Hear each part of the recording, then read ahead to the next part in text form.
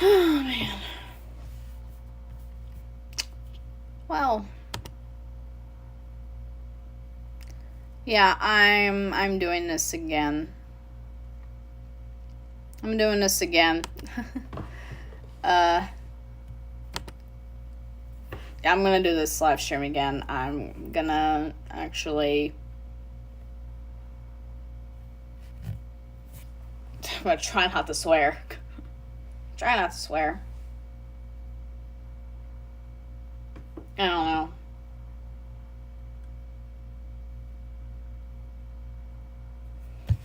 It was my bad. It was my bad. Shouldn't have done that. That was a mistake.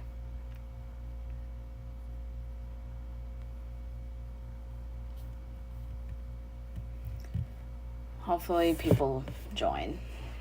It's already been a minute. Nobody's joined. Oh, man. Oh, my God. Okay. I bet you everybody is really confused as to what happened. Oh, my God. I bet you everybody is really confused.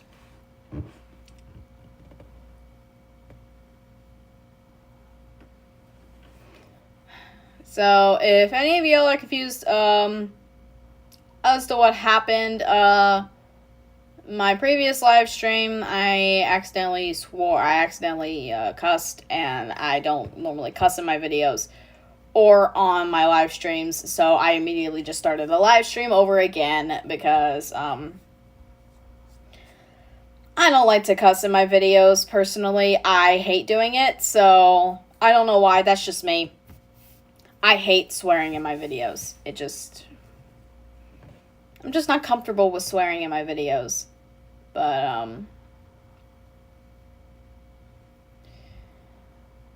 where were we, in our live stream? Where were we in our discussion? Oh, yeah, Lori, defends Corey.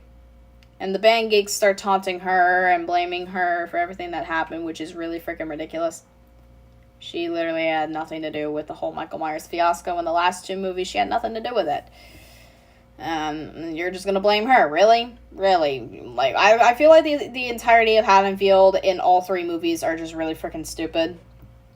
They're just really stupid. Yeah, I wanted to start that over because, like, I don't like to cuss at my videos. Or in my live streams. And I accidentally slipped up, so... It was an accident. I didn't intentionally swear. It was just an accident. Yeah, but Lori defends Corey. That rhymes. And, oh, there's the air conditioner. Yay. And, so basically, she goes over to Corey, helps him up, and is like, so do you want to do it or should I do it? And they slash the bully's tire to their car, which I thought was a really funny scene, and it really does fit Lori's character that she would do something like that. So they slash the tire. She takes Corey to the hospital, and kind of sets him up with Allison, which, let me go ahead and talk about Allison real quick. The way her character is portrayed to me was really out of character for Allison. I felt like she was just kind of a nothing character in this one. She was kind of a nothing character. I don't understand, like, I don't know how they could mess up with her character, but they somehow did. She's nowhere near as interesting as she is in the last two films. At all. She's nowhere near as interesting. And, like, I can't even root for her. I can't root for Allison in this one. That's one of my problems with the film. I can't root for Allison. I don't know why. I don't know what they did, but I just can't root for her. But but her relationship with Corey is an interesting part of the film. And I do like that part of the movie. At least until the third act. But Lori sets them up together. And then we get introduced to this character of Dr. Mathis, which is a character briefly mentioned in Halloween Kills. And it's kind of established in that movie that he's a bit of a jerk. And that is hammered home in this movie. So, yeah. And, like, he's credited in, like, the star casting, like, the starring cast of the film. He's barely in the film. He's only in 2 or 3 scenes. Which is a little silly.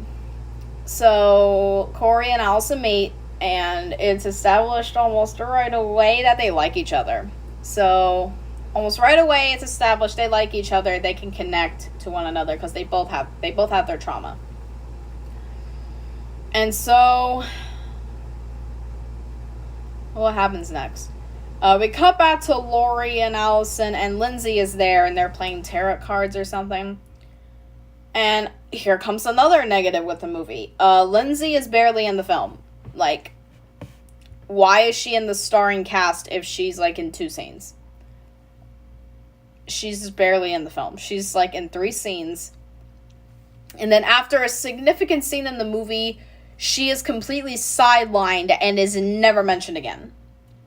She's never mentioned again after the last scene she's in. She's not mentioned again.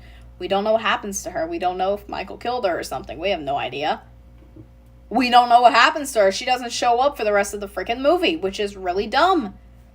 She doesn't show up again. And it's really stupid because I'm just like, well, then what's the point of Kyle Richards coming back if she's only going to be in 3 scenes? I bet you she was in more scenes and they were cut. I bet you. I bet you in the novelization that's coming out in a couple days, there are way more scenes with Lindsay, and I want to read those scenes because I like Lindsay's character, especially in Kills. I like her character. She's not in Kills very much either, but she's, like, hardly in the film at all. She's hardly in this one. She's, like, in 2.5 scenes, and that's it. She barely gets any lines of dialogue. Then what's the point of her being in the film? That's all I want to know. That's my question. At least, yeah. And so,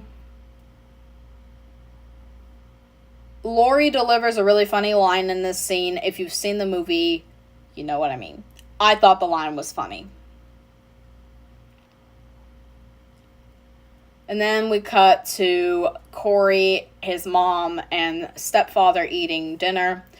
And I do not like Corey's mother at all. I don't like his mom. She's horrible to him and all that. That's all I'm going to say about that.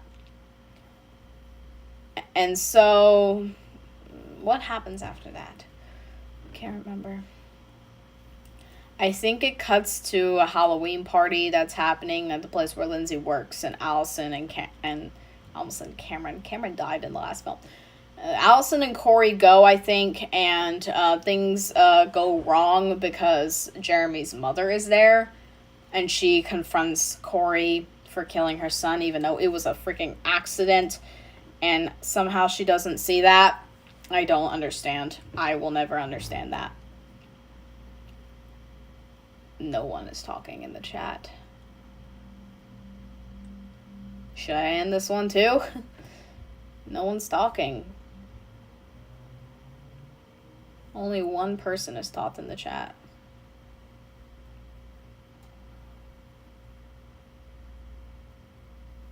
I don't know. They all disappear. Yeah, clearly. Now it's a little boring. It says 4 people are in here. I'm one of those people because I have the chat also pulled up on my laptop in case I can't read it on my phone. And you're one of those people, DC, clearly. But the other 2, I have no idea. Now 3. If y'all are here, say something, please.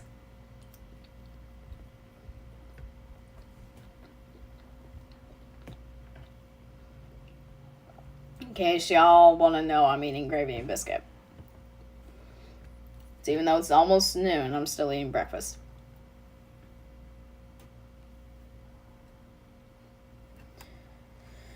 Yeah, I know, but like, I don't want to sit here for like an hour and a half talking about this movie just to one person. I don't.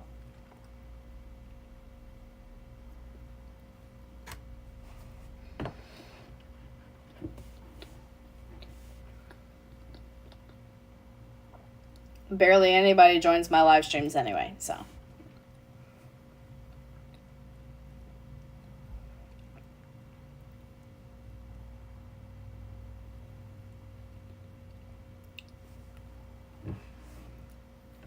You haven't seen the film?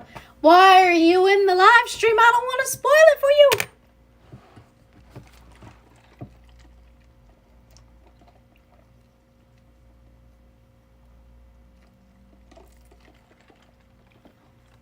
You could have just told me from the very beginning you hadn't seen it. I don't want to spoil the movie for you. Dang it.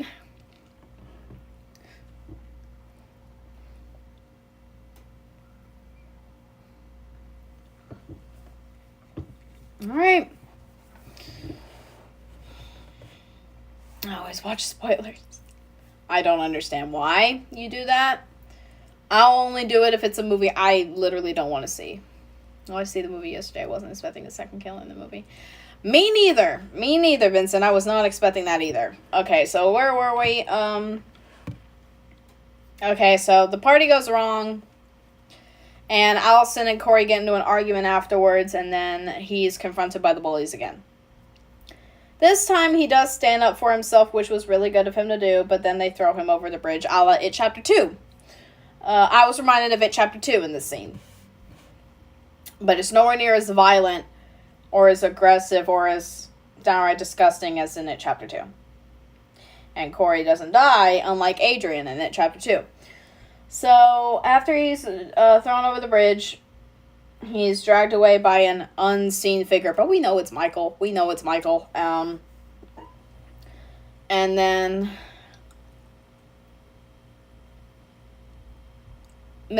we go to the sewers.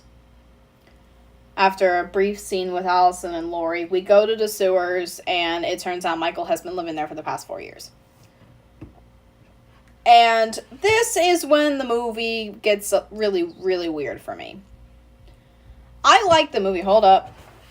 Hang on. I need to get my laptop charger. It's about to die. Come on.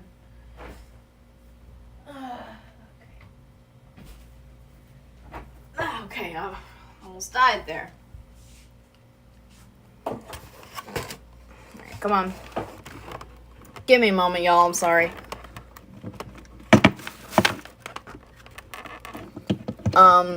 Where was I? So Corey wakes up in the sewers, and he's actually trying to get out, and Michael grabs him. He grabs him by the neck. And so, the next thing that happens is really freaking weird. This is when the movie gets really strange. He lets Corey go, and before he does, a flash of images from what happened earlier in the film takes place. Now, people always assume that this was a vision Michael was having, like, somehow seeing into Corey's mind and stuff. I didn't see it like that. I saw it more as Corey's life flashing before his eyes because he thinks he's going to die, but then Michael lets him go. That's how I saw it. I saw it as his life flashing before his eyes. Because that seems to be what it's like. Because the same thing happens with Lori towards the end of the film. And it's just like that.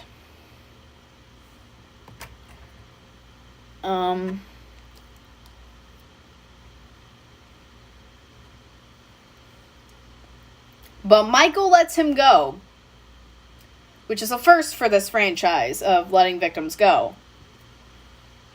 So Corey manages to get out of the sewers, and then this homeless man confronts him, and basically is like, he takes people in there all the time. Why did he let you live? You go back in there, you give me that mask. I'm Michael Myers.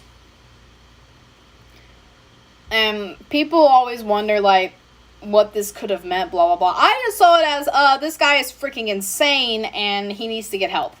That's how I saw it. So Corey ends up killing him in self-defense. Because, this man does try to kill him, and Corey turns it back around and kills him in self-defense. He then goes back to his house, and his mother is again being a psycho mother. It's kind of like Norman Bates. And it's like, where have you been? Blah, blah, blah, blah, blah. You don't notice the blood all over your son, bro? You don't notice that? So he goes to wash the blood off of him. And this is the moment where we start to see the evil seep in.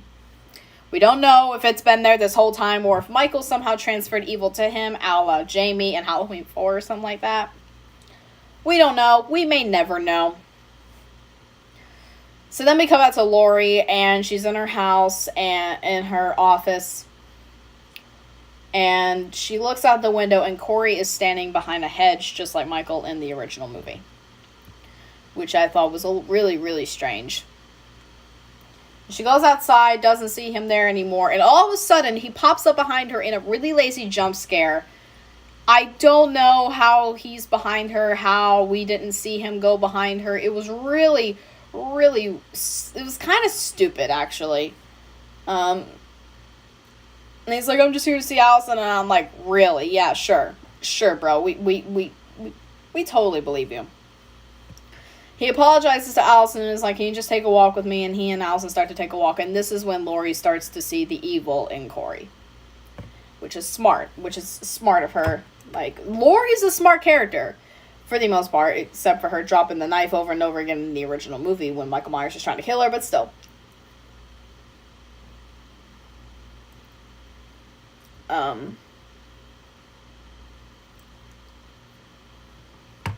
So, basically, during their walk, Corey admits to killing someone.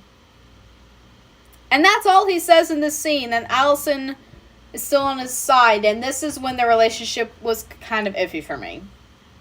And it kind of reminded me of Bella and Edward in Twilight. It started to get really toxic. Because even though this guy has murdered someone, she still wants to be with him. Allison, do you want to explain that to me? Like, why? Why do you want to be with this man? Can you tell me? And so, they go to this diner, and they're talking about, like, how they want to get out of Haddonfield. They want to cause some crap before they go. And then this cop interrupts their conversation. This is a cop that Allison had dated in the past, and he's kind of a douchebag. His name is Doug Mulaney. If you recognize the name Mulaney, it's the same last name as those group of kids who were torturing Lonnie at the opening of Halloween Kills. So I'm going to assume that Doug Mulaney is the same redheaded little prick in the opening of Halloween Kills and the opening of Flashback. I'm going to assume this is the same guy.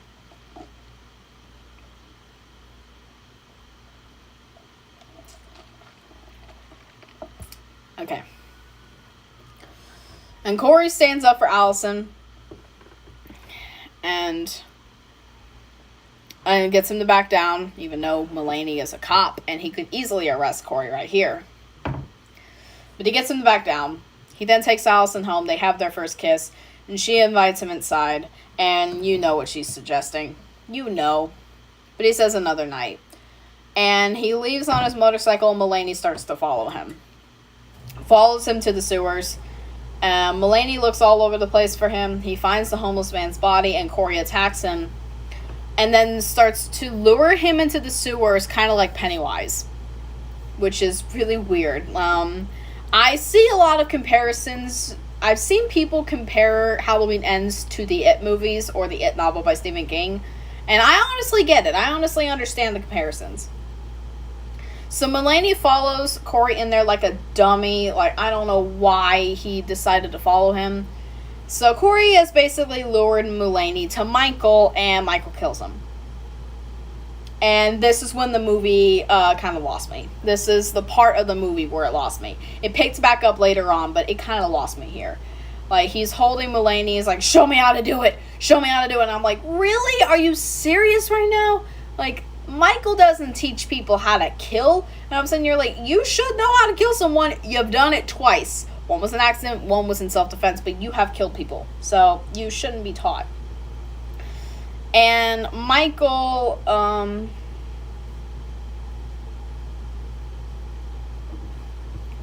Michael basically, when he kills Mulaney, he gets some of his strength back. It seems as though he regenerates strength when he kills people. Which does make sense if you watch Halloween Kills. For the most part, it makes sense, but it sort of doesn't. So afterwards, he goes back to Laurie's house and sees Allison, and he's like, did Michael Myers ever let you live? Or did you escape? And she's like, my mother saved me. Then it cuts to Laurie and her perspective as Allison is taking Corey upstairs, and you know what they're gonna do up there. They about to bang. We know. Won't go into too much detail. And then we cut to a faraway shot of Laurie, and we pan back, and Michael is there, and you hear the dun-dun-dun, and like Michael is there, and then he walks away. And that was a creepy moment, and Laurie just barely misses him. Cut to the next morning, Corey leaves. What happens after that? I can't remember what happens after this.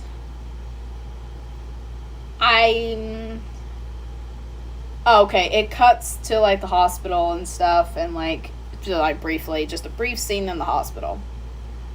I think.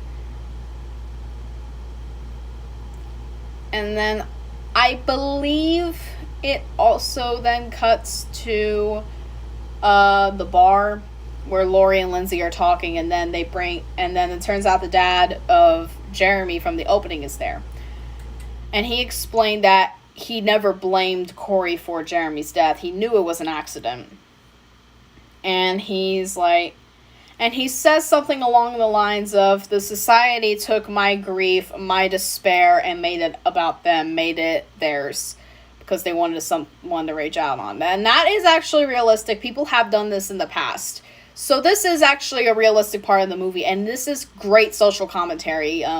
I think this movie has better social commentary than Halloween Kills, and I even thought that movie had good social commentary. This one has it better, though. And he explained that yesterday he was going to work, and he saw Corey on the side of the road, and he's like, I'm going to prove my wife wrong, I'm going to say something, and then I rolled down my window, called out to him, and he looked at me, and it was not him. Like, I know that man did not kill my son, but something else did. And so, basically, they're implying Corey is evil now. It's not subtle at all, but I still like it. And so, I believe we cut to Dr. Mathis and Allison's co-worker, and they're having an affair. So, she can get a promotion. She goes to take a shower, and my initial thought was they were going to do a Psycho death scene, but they don't. They make you think that they actually do a direct homage to Psycho in a shot in the shower where, like, the water is spraying down on the camera. It's kind of like Psycho. And then Dr. Mathis, you hear him get killed. And we're in this woman's point of view. I cannot remember her name for the life of me. I don't even know if her name is ever mentioned. So she goes around to look for him, and then she turns on the floodlights, and Corey is actually the one killing Dr. Mathis. And the quietest stabbing ever until she turns on the floodlights. Apparently, like, and then all of a sudden when she turns on the lights, he's like, and I'm just like, where did the sound come in? Like, it's so quiet until she turns on the floodlights, which is really weird. And then he goes to kill her. She smashes his hand in the door and then closes it, locks him out. Little does she know she's locked herself in the house with Michael Myers. She calls 911, but just as she does, the front door opens, Michael Myers is behind her, and he pins her against the wall with a knife a la Bob in the original film, which I thought was a very good homage. And Corey is watching it with, like, the goofiest expression I've ever seen. He's just like, and I'm like, okay, you're full on psycho. And it's so obvious you're psycho. Then we come back to another scene with Corey and Allison. They go to the radio tower, and he explains, like, how he always wanted to climb the radio tower and blah, blah, blah, blah, blah. He jumps off of the building, but he doesn't get killed. He doesn't die from it, and, like, he barely even gets hurt. And Allison's like, are you insane? But then she does follow him back down. And then the DJ pops up, recognizes Corey, calls him ugly for some reason, which I don't think he's really that ugly. I don't even think he's ugly at all, even. And then Allison defends him, and he's like, I don't know who you think you're talking to, but I know who you are. I know the Laurie Strode story. Like, he says something along the lines of she teased a guy with brain damage and then he snapped, which Michael never had brain damage. He just snapped. Even if he did, like, that's no excuse for him to snap. And then he's like, "Now, you better get off my property. You better get off my property before I F y'all up." And I'm just like, okay, get off my screen. Go away. No one likes you here. No one likes you. You're kind of a jerk. So, what happens next? I think we cut to Halloween after that. I believe we cut to Halloween. And Corey is laying in the dried pool of blood that belonged to Jeremy when he died, which is a gigantic red flag. He wakes up and Lori is there and she says, "Allison's not fit for this relationship. I can help you. I can tell you're being evil, blah, blah, blah." And he's like, "You started this. You set us up." And then he says the classic line, the classic toxic romance line, "If I can't have her, no one will." And when I heard that line in the theater, I literally rolled my eyes. I was like, oh God, here we go. We're going to this part of the film. Great. If I can't have her, no one will. And then he looks away from him and he's like, "Maybe you should let Michael come for you. You wanted that to happen. You should just let him kill you, blah, blah, blah." And then he looks back and Lori's gone. And at first I thought maybe he was hallucinating Lori, but it's revealed later on that no, he wasn't. Like, she was there the whole time. So I was like, oh, okay. And then he calls Allison and is like, "Can you meet me at 9 o'clock at the diner? I want to get out of here. Your grandma wants to kill me. We need to get out of here. We need to get out of Haddonfield." And then here comes the most unintentionally hilarious scene in the entire movie. Get ready for this, y'all. This is like Halloween Resurrection levels of silly. Not as bad as Resurrection, but this is Resurrection levels of silliness. So Corey scurries into the sewer and Michael is there. He's minding his own freaking business and he grabs a hold of Michael and is like, "You have something I need." And Michael gets a good throw on him, throws him back down on the ground. But then this 65-year-old man gets tackled by a 24-year-old kid who steals his mask and is like, "You're just a man in a Halloween mask." And then he scurries away. And then James Jude Courtney does the classic sit-up. This was the funniest scene in the entire movie, and it should not have been funny. It was so stupid. I'm just sitting here like, I am watching Michael freaking Myers get tackled to the ground by this 24-year-old guy for his mask.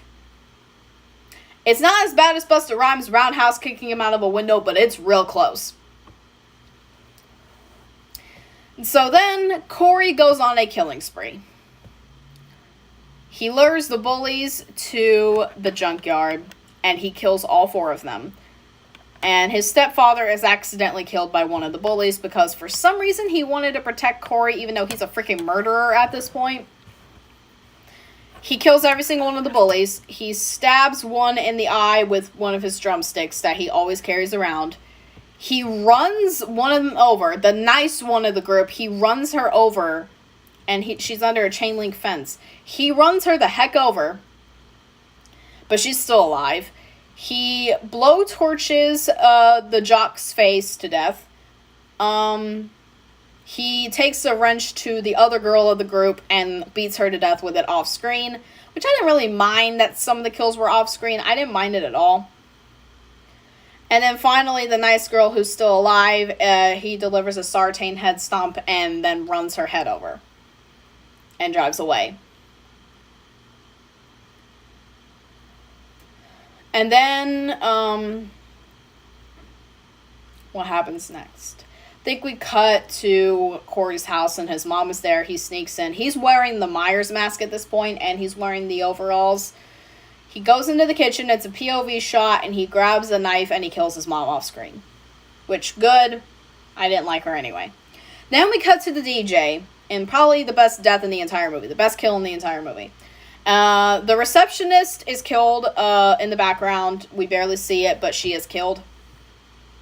Off-screen kills can be more interesting. Yes, exactly. Like, people were crapping on the off-screen kills, but I'm like, I don't see a problem with them. What's the problem? There isn't a problem with that.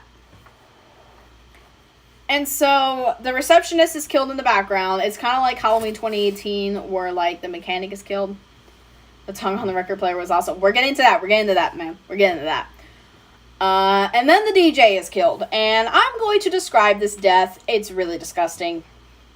So, Corey takes my back of his head, starts smashing his face against the record over and over again until his jaw is all screwed up. It's all left up.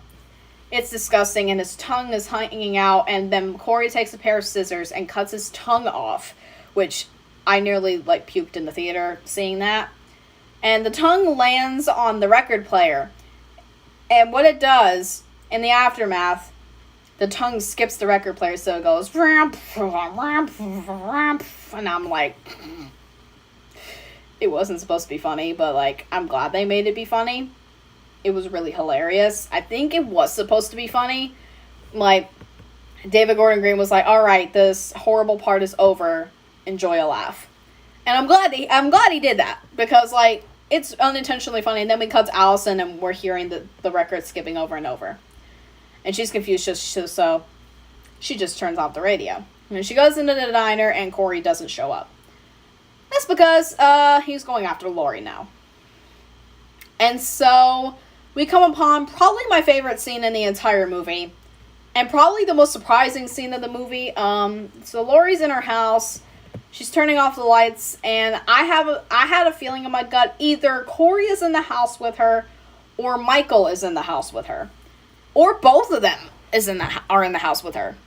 That was, like, my feeling. I thought either Corey or Michael was in the house. Corey in the house. I'm done. Maybe both of them could have been in there with her. Who knows? She goes to her room. We can tell she's upset. Because in a previous scene, Allison, it blames her for everything that happened in the last two movies. Which, really? Like, I do not like Allison at all in this movie. I cannot stand her in this movie. But, like, she blames her for everything, and I'm like, really? Really? She had nothing to do with it. You're becoming one of the people in Haddonfield now. Thanks a lot. Thanks a lot for ruining Allison for me, guys. And so she tries to call Allison back. Hope you're okay. Thank you, Davion. I am okay. This is my second attempt to do this live stream. Because, the last time I attempted to, I accidentally started cussing on stream, and I deleted that live stream, and I'm just doing another one. So she's in her office, and she pulls out a gun that she's had for a long time. And I thought maybe she already knew one of them was in the house with her. She calls 911, and then she says, "Hi, I would like to report a suicide." And when I heard that, I was like, no, Laurie, no, you better not do that. No. After all you've been through, don't off yourself. Please don't do that. And she hangs up the phone. She rips her necklace off and takes off her cardigan. And she's in the exact same outfit as she was in the original film, which I always liked. And she starts pointing the gun to her head and then her chin, and she's, like, crying and stuff. And then we cut to a POV. And I knew this was Corey. Corey is... Okay, here we go again. Corey in the house! Okay. Corey's in the house with her. Cuts to a POV. We hear a gunshot go off, and we hear a splatter go against the wall. And at first, I did think she actually had pulled the trigger on her head. But when he pushes open the door, just the crack, we see she shot the pumpkin. And I was like, oh, and then he pushes the door open all the way, and she says, "Did you really think I'd kill myself?" And she shoots him twice. And I was like, yeah, let's go! I was practically cheering in the theater, because I was like, okay, good. One, she's not dead. Because I actually did not want her to die in this movie. And two, like, we go back to, like, awesome Laurie in the previous two films, but it's not over the top like in the previous two films. So she shoots him. He breaks through the banister and falls down to the first floor. He rips off his mask, which was really stupid, but I'm pretty sure she probably already knew it was him. This movie is so bad. I actually quite like the movie. I actually quite liked it. That's just my opinion. I mean, if you think it's bad, that's alright. I understand why you would think this movie is horrible. Crimson, I understand why you would think it's bad. I personally really enjoyed this movie. For the most part. So she goes downstairs, she grabs him by the hair, and she's like, I've tried to have compassion, but, like, I can't anymore. And then she's like, you came here to kill me, so do it.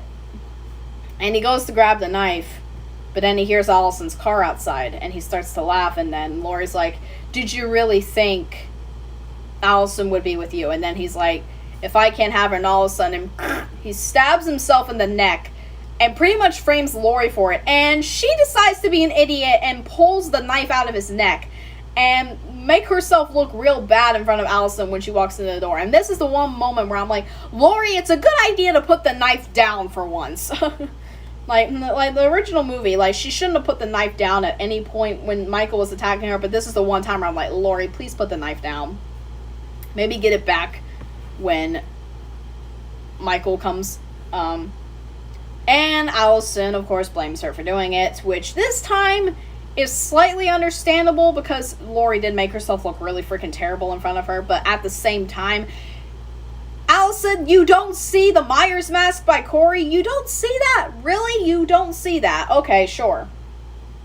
And for some reason, instead of calling the police, she leaves the house and just drives off again. And Laurie's in despair. She sits in, like, I think the doorway to, like, the dining room or something. And then we cut to another shot, and she sees that the back door is open. They ripped off Christine, and that's what really makes me pissed off. I haven't seen Christine in a really long time, but I kind of like that they ripped off Christine. A lot of people actually liked it actually, so I don't know. But the door is open. And I pretty much guessed it. Michael's here. And he is. He gets his mask back and he goes to grab the knife, but Corey attempts to stop him. I do not know why. I don't know how on earth he's still alive at this point, but he is. I don't know why he attempted to stop Michael. You wanted to kill Laurie to begin with. Why the change of heart? And then Michael grabs him by the head. I thought he was going to, like, crush his head, but no, he just snaps his neck. And I was like, oh, okay. And then Laurie at this point, she knows he's in the house. And she goes to hide in, like, I'm pretty sure it's the pantry. She goes to hide in the pantry. And Michael hears her at some point. And even though she makes, like, the quietest, faintest little noise, he somehow hears it. And so he goes to open the pantry door, but Laurie comes out swinging with a fire extinguisher.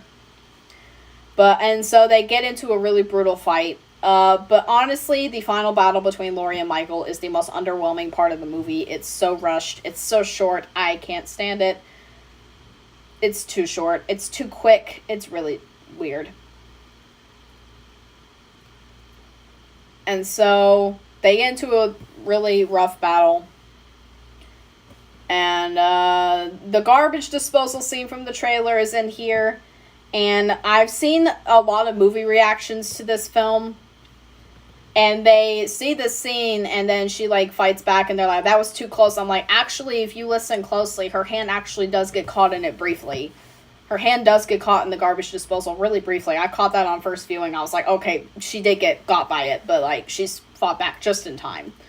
But the garbage disposal did get her hand a bit and did kind of mess it up. And so she pins him to the table with knives and a refrigerator. And she, then takes a knife, like a huge knife, and stabs him in the side with it, and moves the knife around. I was expecting more from the finale with Michael and Laurie too. Yeah, I was expecting more from it, because it's all in every single trailer, so I'm just like, okay, big fight. No, it's like 5 minutes. And then she rips off his mask, and we see half of Michael's face. We see the burnt half of it, and it's really gnarly. It's kind of like Jason Voorhees, almost. And Laurie says, I have run from you, I have chased you, I've tried to contain you. I've tried to forgive you. All this time I thought you were the boogeyman, but you're just a man who's about to stop breathing. And then she slits his throat and like severely slits it. She wants him to bleed out.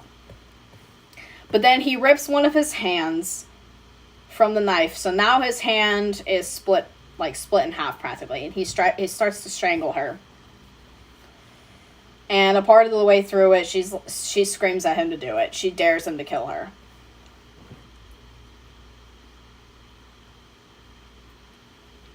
And she starts having flashbacks to the 78 film, 2018, and kills. And then all of a sudden, Allison is like, no! Because she returned, and she grabs Michael's arm and snaps it, like, breaks it. And then Laurie takes that arm and slits his wrist, which I didn't want to see that, because, like, that's a little too gruesome. Like, slitting the wrist. No. I am a little triggered by that, kind of. Because, you know what that seems like, you know. But I get why they did that, is to make him bleed out. And he does die. He actually dies. But, like, the way he dies, like, bleeding out, like, that's all? You're not going to go for some epic death? Like, I mean, they go for something epic later, but, like, he's dead before that even happens. So I was like, oh, you're not going to cut off the head? You're not going to do that? Really? So Hawkins shows up with the rest of the police force, and they walk in. And they see that Laurie did not commit suicide. It was just a faux phone call. It was just a fake one. Because Michael was there. Hawkins is like, Michael. And Laurie's like, he's dead.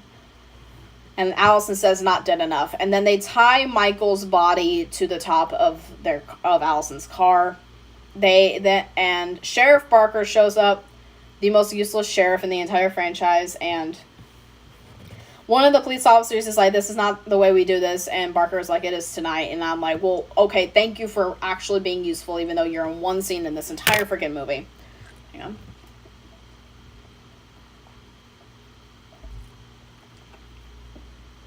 And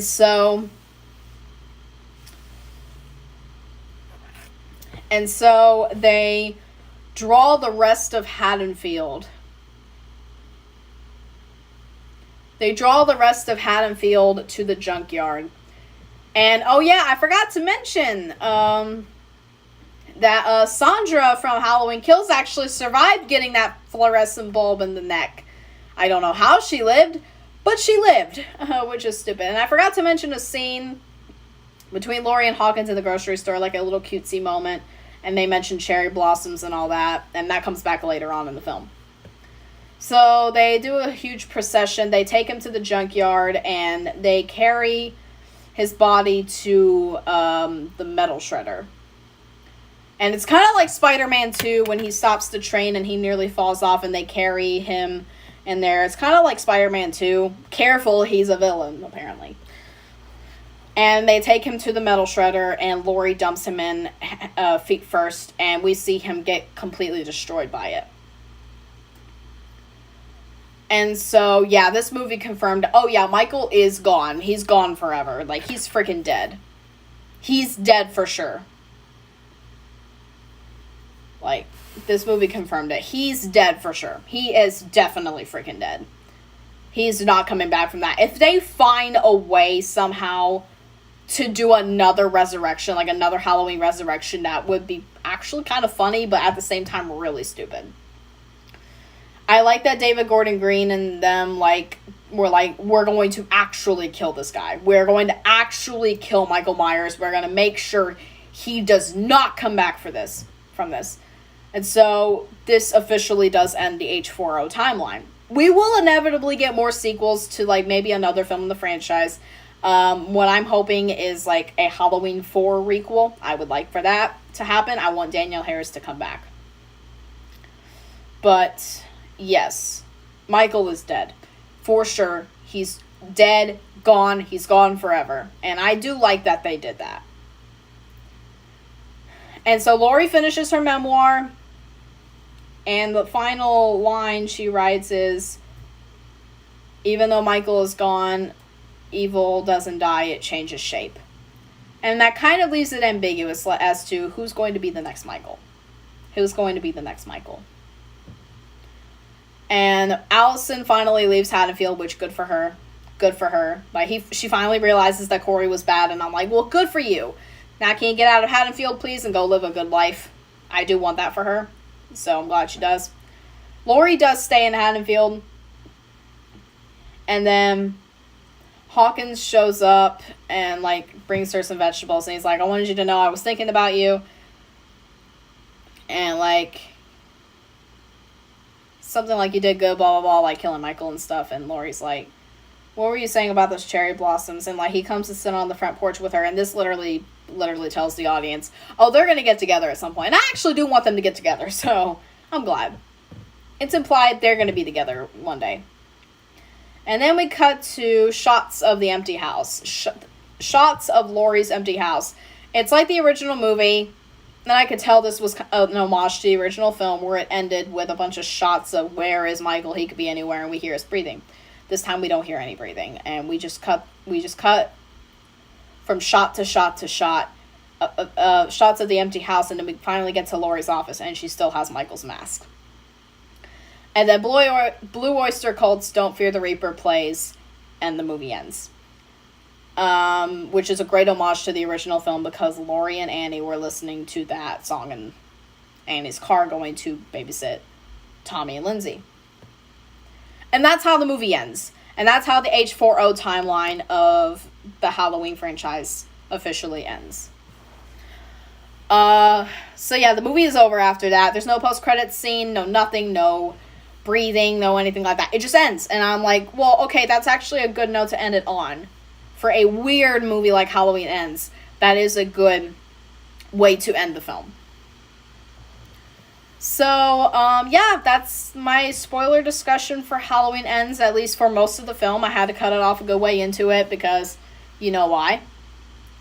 But anyways, that is my spoiler discussion of the movie. I hope you guys enjoyed this.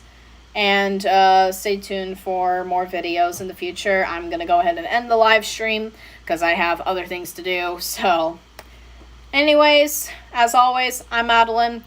This is Adeline's Horror World. Of course, you guys already know that. And I love all you guys to death. And until next time.